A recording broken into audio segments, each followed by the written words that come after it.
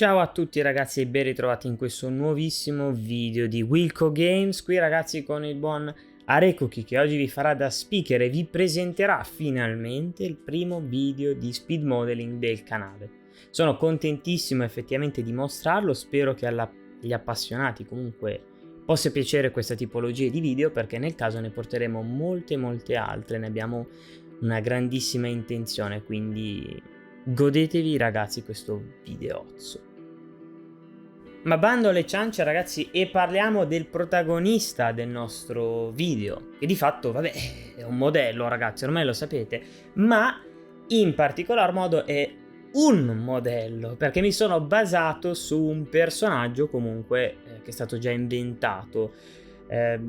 Probabilmente già lo intuite dal video che sta sotto di chi stiamo parlando, ma se non l'avete ancora capito, ovviamente sto parlando di Huggy Wuggy di Poppy Playtime.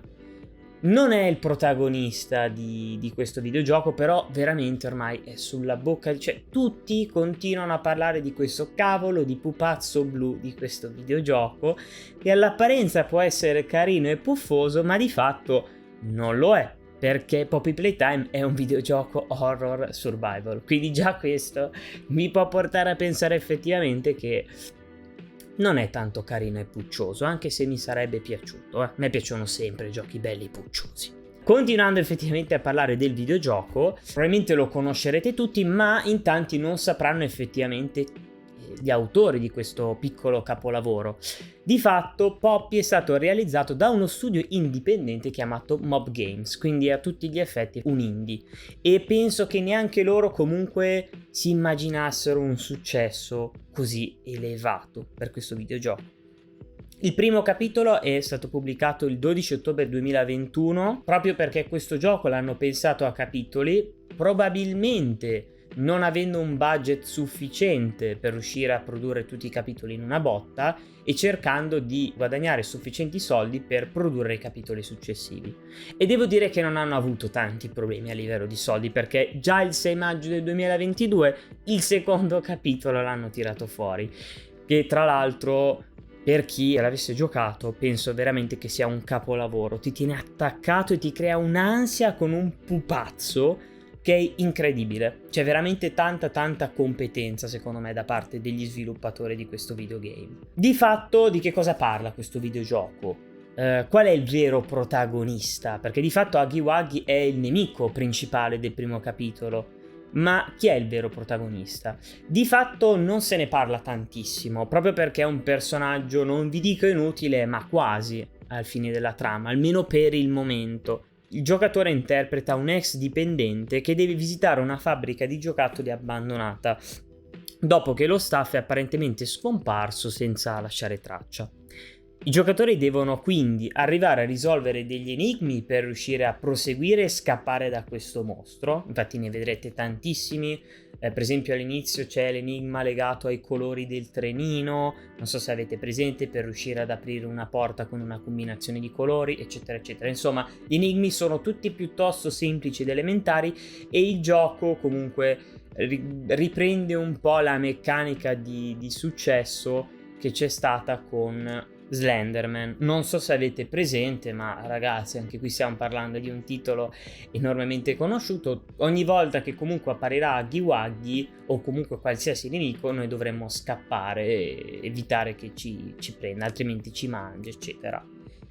Ho trovato geniale il modo in cui sono riusciti tuttavia a creare un ambiente tenebroso e pauroso in una fabbrica di giocattoli, e la cosa più bella secondo me che c'è stata nel primo capitolo era proprio legata al fatto di dover scappare utilizzando dei cunicoli o comunque degli spazi molto stretti e angusti, che già di per sé davano un senso molto claustrofobico e creavano già un senso di disagio secondo me nel giocatore. Cioè già partire così, in più ti ritrovi un mostro dietro che ti insegue e ti vuole mangiare, insomma due ottime combinazioni per paura assicurata. Tra l'altro è molto interessante questo videogioco perché è stato protagonista di alcuni scandali negli ultimi anni, non so se ne avete sentito parlare, scandali comunque legati soprattutto secondo me a delle problematiche legate alla famiglia, nel senso che se dei bambini di 3 anni giocano ad un videogioco in cui ci sono dei mostri che mangiano il protagonista, c'è sangue eccetera, i giocatori e i genitori non si accorgono effettivamente che non è un gioco per bambini, già di per sé c'è un errore secondo me.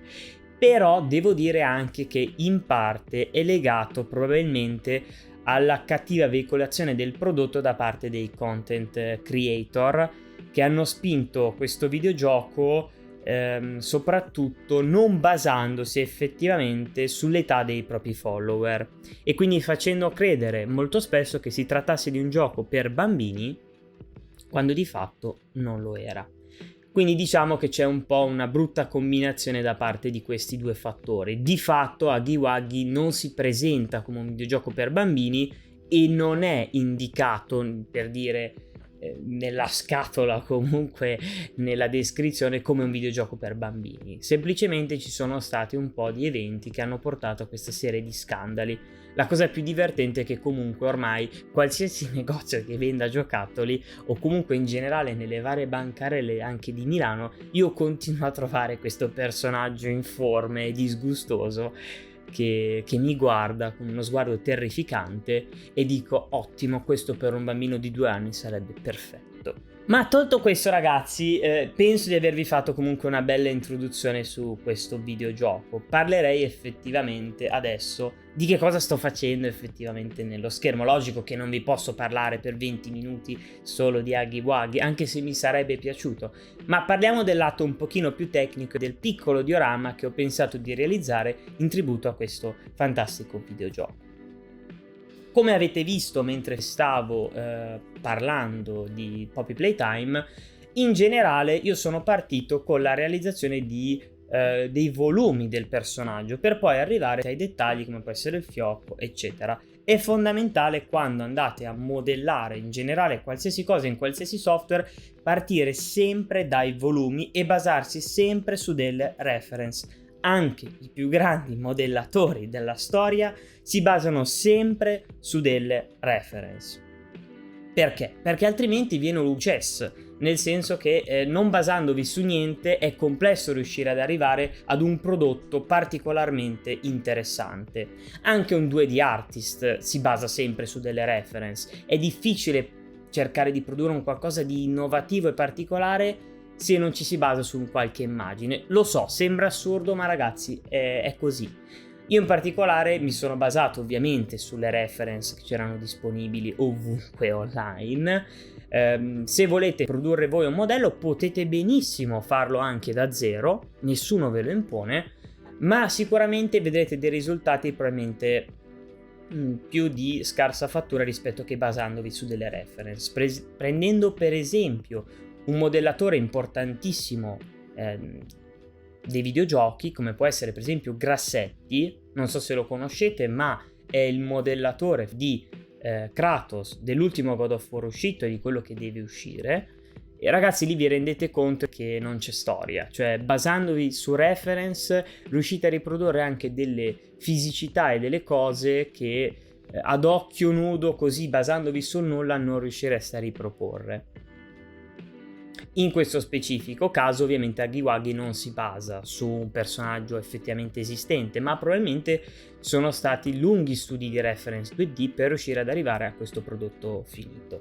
Tralasciando questa parte, io invece come software per riuscire a produrre questo piccolo diorama ho utilizzato Maya, un software altamente professionale. Logicamente io ho studiato questo, quindi non posso utilizzare Blender perché sarebbe abbastanza assurdo, ma non per questo Blender è molto sotto a questo software. Magari ha meno plugin e meno funzionalità, anche se ultimamente devo dirvi che sta diventando veramente al pari di un software professionale. Quindi per chiunque volesse partire nel realizzare questo tipo di modello da zero, io consiglierei di partire da Blender, perché comunque è un software che, essendo open source, vi dà disponibilità di molte più cose, che siano tutorial, che siano anche piccoli plugin per fare cose minime, che all'inizio sono molto importanti ed utili. Magari in Maya ci sono delle cose che sono più complesse da fare che per esempio in Blender sono una cavolata. Insomma, ogni software secondo me ha enormi potenzialità per quanto riguarda alcuni fattori e meno su altri.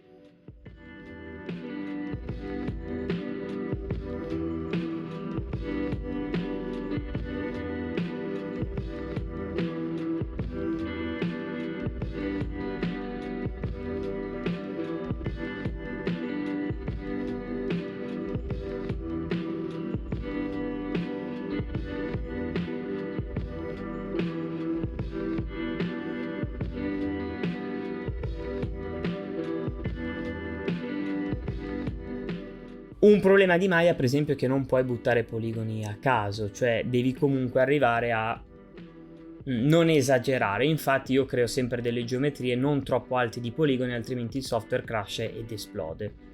Qui in particolare, come avete visto, tra l'altro ho utilizzato la nuova tecnologia di Maya, che in Blender per esempio è presente da anni, che è lo Sweep Mesh. Basandovi su delle curve puoi creare delle mesh.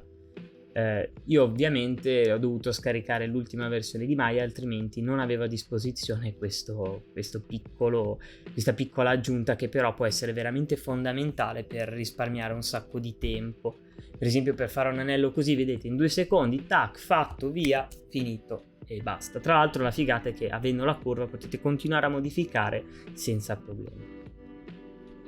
Quando modellate, oltre che basarvi su reference eccetera, è veramente molto molto importante anche partire da forme base. Partite da forme base e continuate a svilupparle, piuttosto separate il vostro modello in più pezzi e piano piano lo componete. È inutile creare tutto da zero e basta, anche perché, come vedete, piuttosto potete passare alla fase successiva, dove ricreate piuttosto tutta la mesh attraverso, per esempio, il quadro di Maya. È facilissimo, vi mettete lì.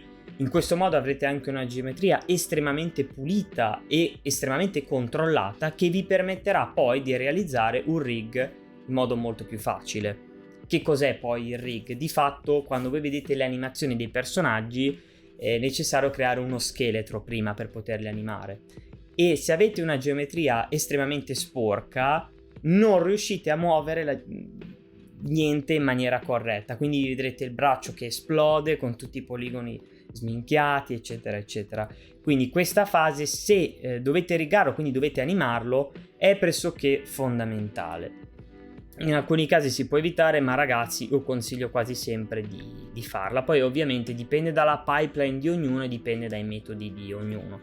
Ci sono anche plugin che facilitano di molto questo processo. C'è anche un software chiamato ZBrush che permette di farlo in maniera un po' più automatica. A me piace avere un controllo totale. Sarà anche un po' lo schema che ci hanno insegnato in accademia, però io rimango così, preferisco avere il controllo.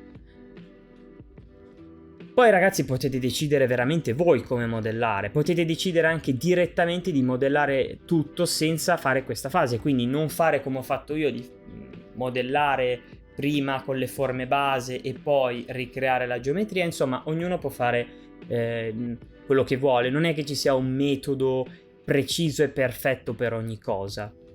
Io vi faccio vedere semplicemente come ho realizzato questo piccolo diorama e come lo avrei realizzato ovviamente io. La parte della topology, comunque ragazzi, che questo processo qui è ovviamente fondamentale negli umani.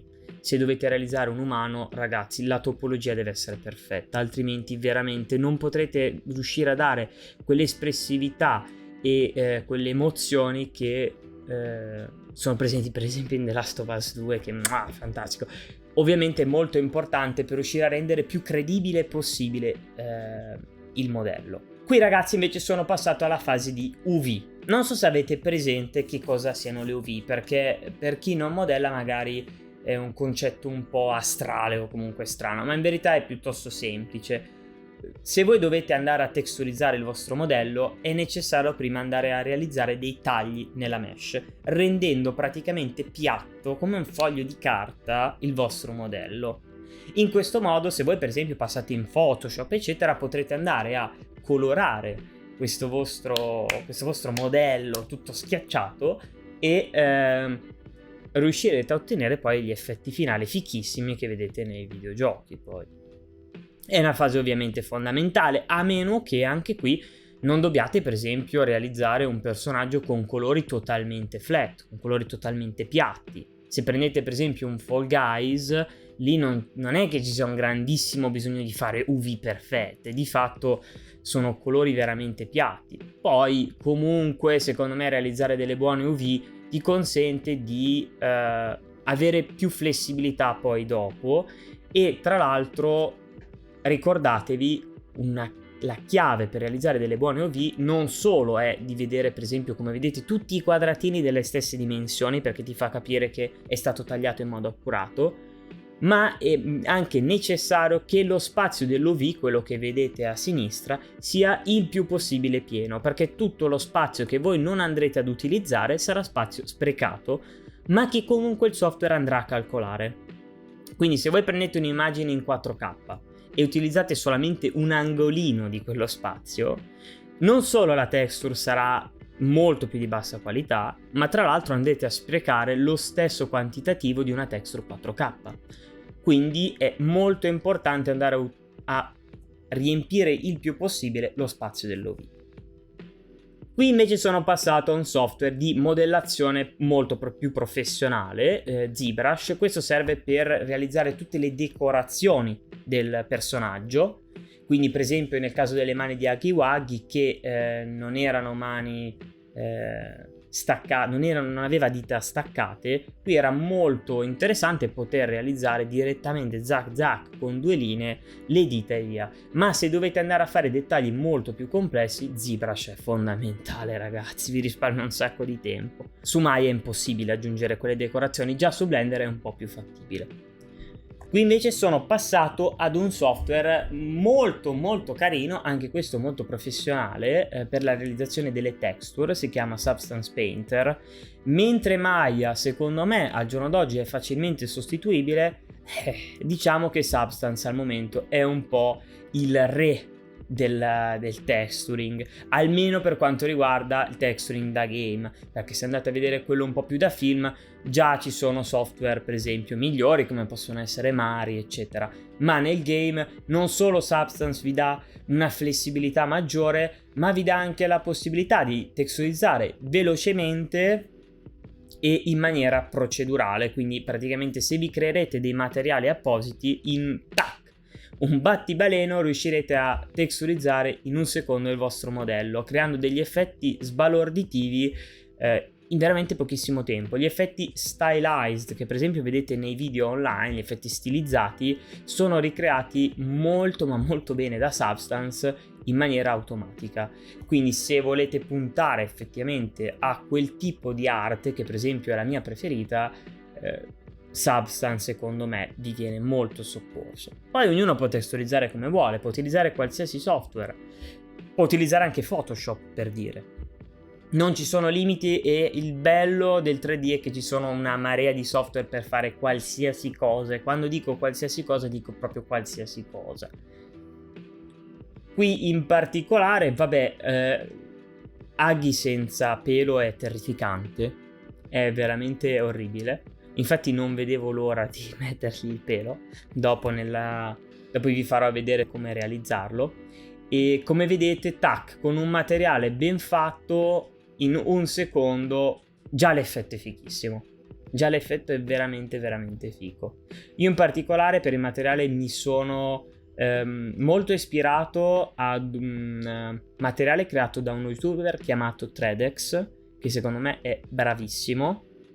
Il materiale è prevalentemente preso da lui, però poi alla fine ci potete benissimo mettere delle modifiche, eccetera. Pensare di andare al giorno d'oggi a texturizzare tutto a manazza è complesso, soprattutto se volete creare un vostro videogioco. Puntare all'end paint è tosta se dovete fare tanta roba. Se invece dovete fare un singolo prodotto, beh, lì potete puntare benissimo a farlo. Ma con il materiale procedurale, ragazzi, la vita è tutta un'altra storia, cioè vi fa tutto in automatico. Perché mai mi dovrei mettere a fare le luci e le ombre io a manazza, quando benissimo lo può fare il software, che mi calcola l'occlusione, mi calcola un sacco di cose. Quindi è molto interessante. Giocate molto di maschere, dovete imparare a capire che cos'è effettivamente una maschera usando questo software. Di fatto, come vedete, ci sono bianchi e neri continuamente presenti, e quelli indicano dove andate a mettere il colore, dove andate a mettere quel dato materiale, eccetera. È importantissimo perché avere una sequenza appunto di maschere vi consente di continuare a modificare il materiale senza distruggerlo. E voi vi chiederete in che senso senza distruggerlo? Di fatto, se voi andate a colorare, per esempio come l'end paint, se voi volete andare a modificare un punto, ragazzi, ve lo dovete andare a rifare tutto a manazza. Se invece avete una texture procedurale e avete delle maschere, tac, potete benissimo andarvi a modificare la maschera e in un secondo il risultato è sbalorditivo. Questo è il vantaggio della proceduralità, magari ve la spiegherò in un video un po' più dedicato, ma in generale veramente vi consiglio di puntare almeno all'inizio sul capire un minimo la logica con il quale funziona Substance, perché vi fa risparmiare veramente un botto di tempo.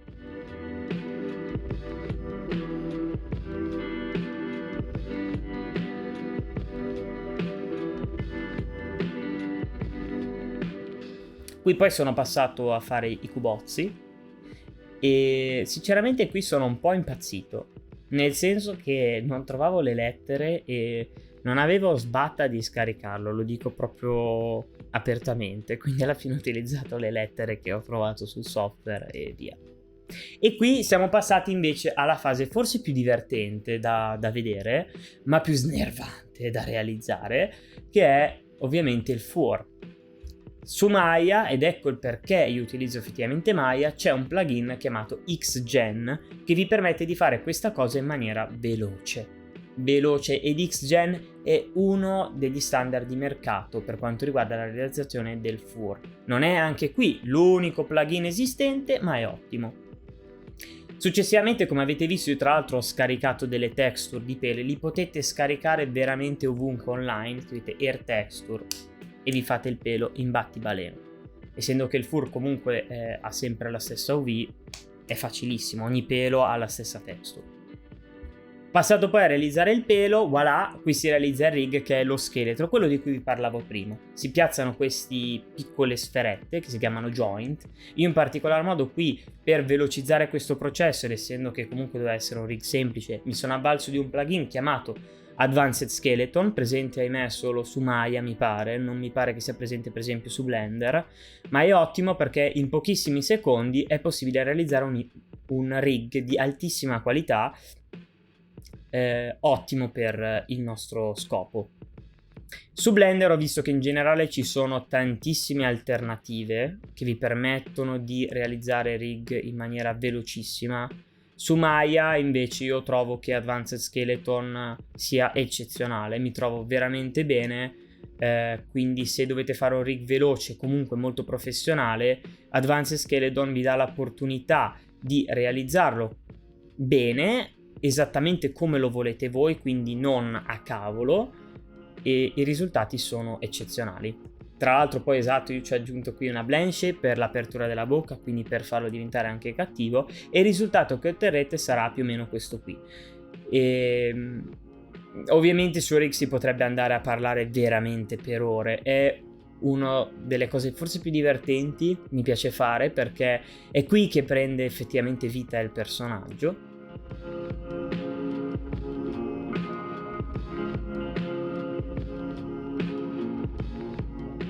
E niente ragazzi, e questo è il nostro Huggy Wuggy, cioè fatto, finito un po' con tutto. E dopo ovviamente sono passato su un software per la renderizzazione chiamato Marmoset e il risultato è questo qui.